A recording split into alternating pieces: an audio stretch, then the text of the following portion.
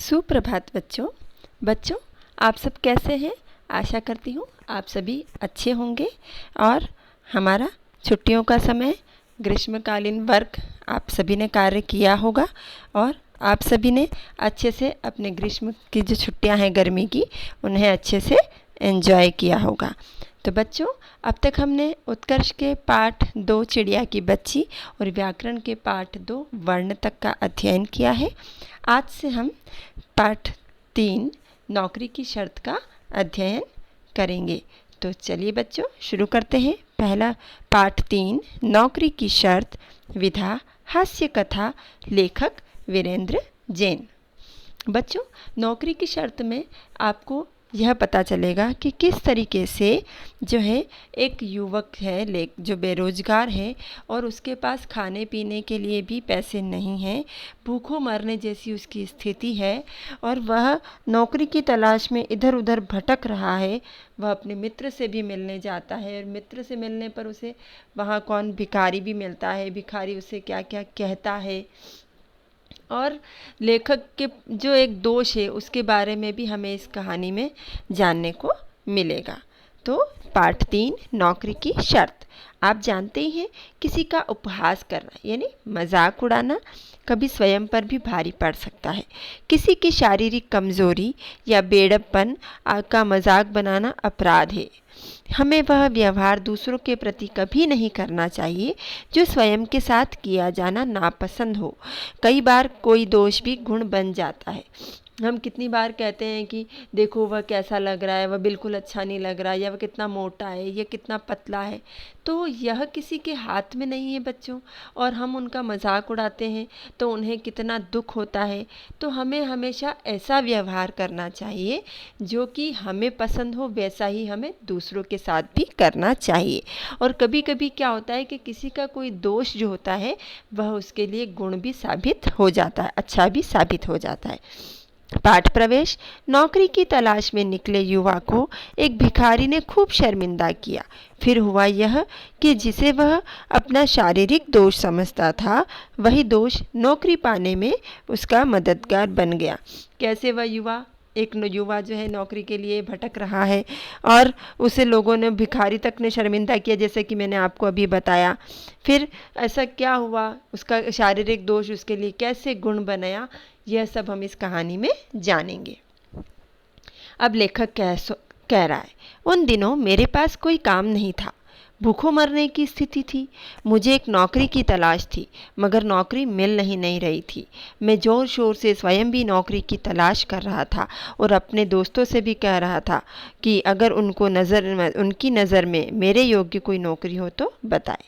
लेखक कह रहा है कि उसके पास उस समय में कोई काम नहीं था। ऐसी स्थिति हो गई थी कि उसे खाने के लिए भी समय पर नहीं मिल पा रहा था और उस समय उसे तलाश थी एक नौकरी की, मगर उसे नौकरी जो कहीं मिल नहीं रही थी। उसने बहुत तैयारियां की, बहुत तलाश की। उसने अपने सारे दोस्तों से भी कहा कि अगर उन्हें उसके लायक कहीं कोई नौकरी दिखे तो वह उसे बताए। इन्हीं बेकारी के दिनों की बात है, जब वह बेकार था, तो उसी समय की बात है। मैं अपने एक मित्र से मिलने उसके घर गया। लेखक जो है वह अपने मित्र से मिलने के लिए उसके घर गया। उसका घर मेरे घर से दूर था। इधर मेरी जेब खाली थी, सो मैं पैदल ही और गया।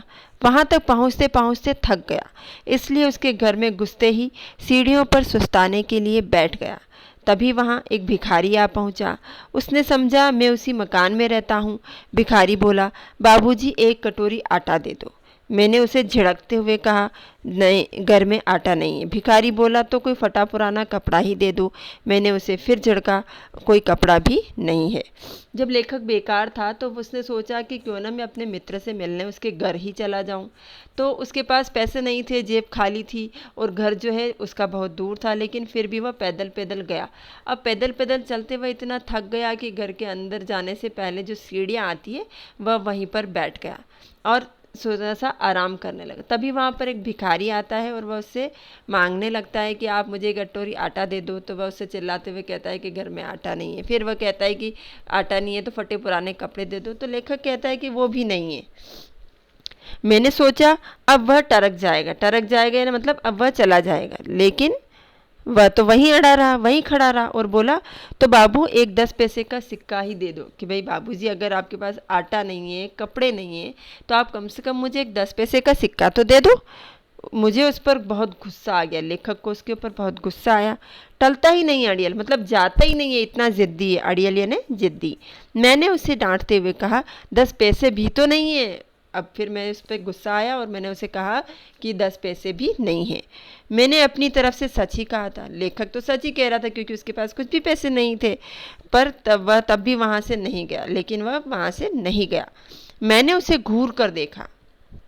आंखें मिलते ही वह बोला, बाबू, जब घर में आटा नहीं है, कपड़े लत्ते नहीं हैं और आपकी जेब में 10 पैसे तक नहीं है, फिर यहाँ बैठे बैठे क्यों समय बर्बाद कर रहे हो?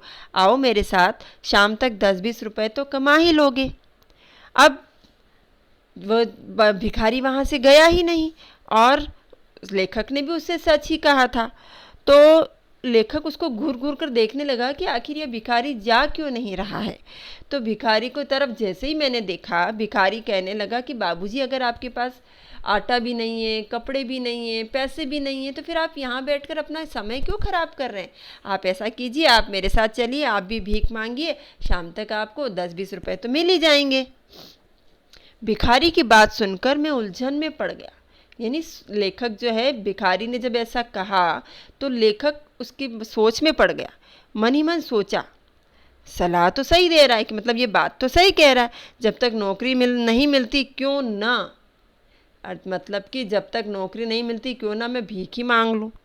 अभी मैं भिखारी के प्रस्ताव पर ठीक से विचार कर भी नहीं पाया, मतलब मैं सोच भी नहीं पाया पूरी तरीके से। भिखारी ने जो मेरे सामने बात रखी कि मेरा मित्र अपने घर में से बाहर आया, कि मेरा दोस्त घर से बाहर निकल कर आया, उसने भिखारी को डांट कर भगाया और मुझे भीतर ले आया।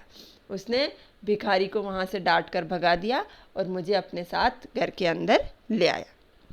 अच्छा बच्चों, प्रश्न का उत्तर दीजिए। लेखक को किसकी तलाश थी?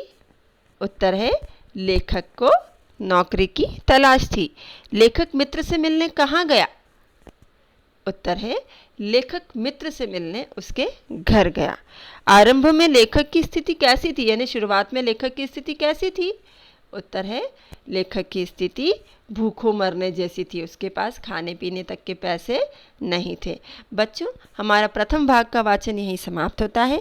इसके आगे के भाग का वाचन आप कर रखें, जिससे कि आपको यह पाठ और अच्छे से समझ में आएगा। अच्छा बच्चों, ठीक है, धन्यवाद।